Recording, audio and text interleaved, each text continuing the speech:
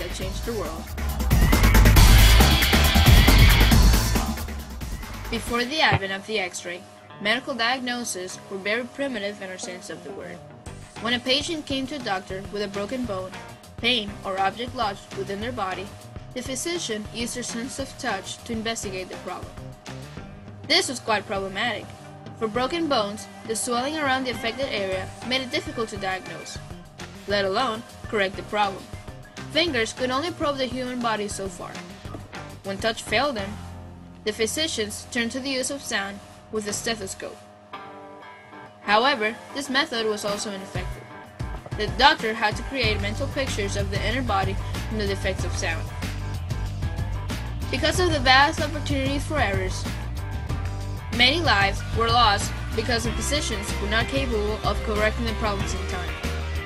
In fact, President McKinley was assassinated at the Pan-American Convention. He was shot twice.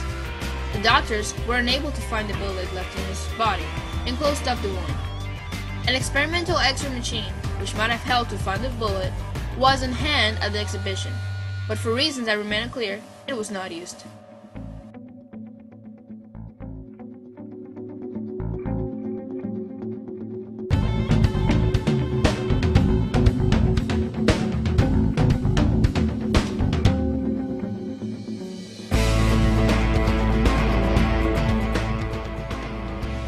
The inventor of the X-ray was Wilhelm Röntgen.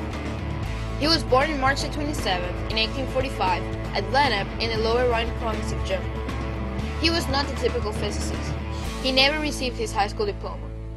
On November the 8th, in 1895, the 50-year-old Röntgen was working late in his lab, investigating the properties of cathode rays. Of the many tubes he was using, he was primarily concerned with his colleague Philipp Lerner's variation of the Crookes tube. He decided to repeat some of Lerner's and Hertz's experiments, hypothesizing that the rays had always penetrated the glass tube, but were previously undetected. In order to test this, he covered the tube with black cardboard in a darkened room and supplied the electric current. He had forgotten to put a screen directly in front of the tube.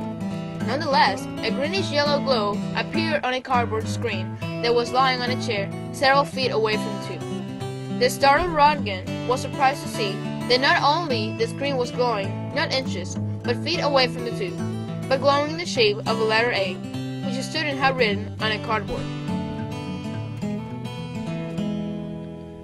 In the middle of the night in December 1895, he brought his wife to his laboratory to show her exactly what had occupied his time for the past few weeks.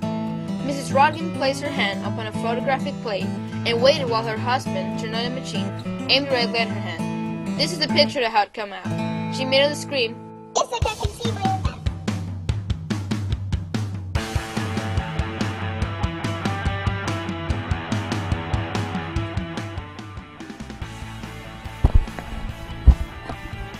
X-rays are generated by an X-ray tube, a vacuum tube that uses a high voltage to accelerate the electrons released by a hot cathode to a high velocity.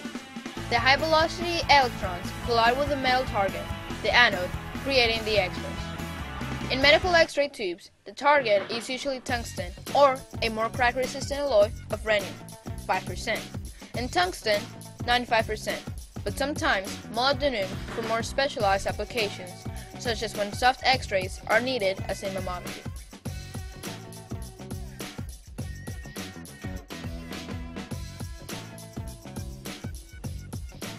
Since Röntgen's discovery that X-rays can identify bone structures, X-rays have been developed for their use in medical imaging. Radiology is a specialized field of medicine. Radiologists employ radiography and other techniques for diagnostic imaging.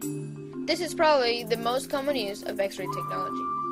X-rays are especially useful in the detection of pathology, skeletal system, but are also useful for detecting some diseases, procedures in soft tissue.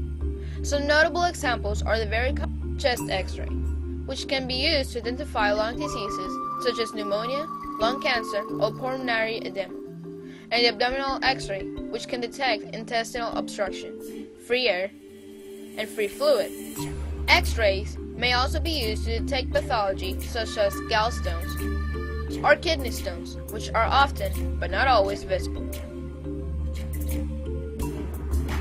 Traditional X-rays are less useful in the imaging of soft tissues, such as the brain or muscle. Imaging alternatives for soft tissue are computed axial tomography, CAT or CT scanning, magnetic resonance imaging, MRI, or ultrasound. These are some of the instruments that have been developed thanks to the X-ray technology.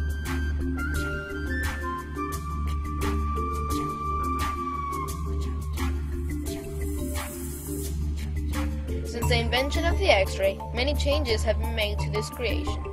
Nowadays, hospitals all over the world use what is now known as a digital X-ray. The digital X-ray works like any other X-ray using the X-ray tubes, but now the instrument will take the picture and automatically upload it to a computer.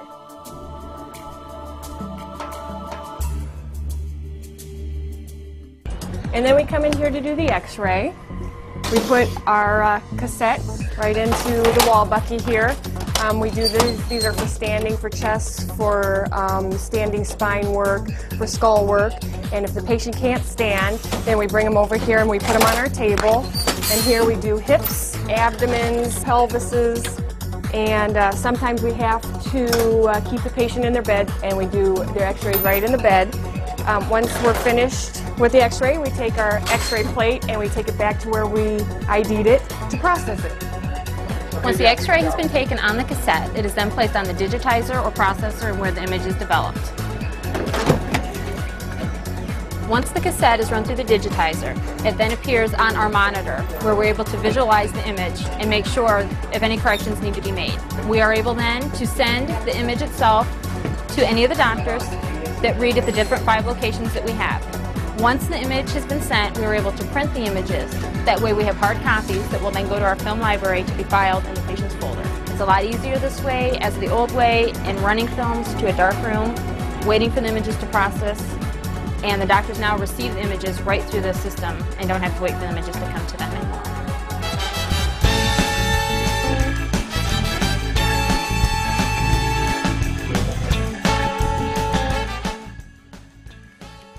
Prior to the 1970s, American airports had minimal security arrangements to prevent aircraft hijackings.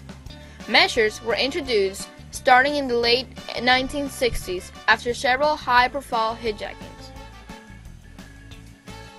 Sky marshals were introduced in 1970, but were insufficient numbers to protect every flight, and hijackings continued to take place. Consequently, in late 1972, the Federal Aviation Administration required that all airlines begin screening passengers and their carry-on baggage by January 5, 1973. The September 11, 2001 attacks prompted even tougher regulations, such as limiting the number of and type of items passengers could carry on board aircraft, and requiring increased screening for passengers who failed to present a government-issued photo ID. Nowadays, we have what is called a full body scan.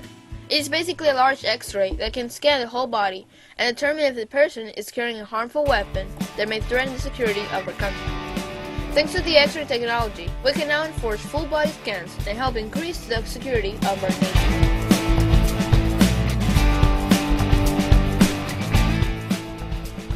In conclusion, the X-ray is a wonderful tool that has helped us in our everyday life.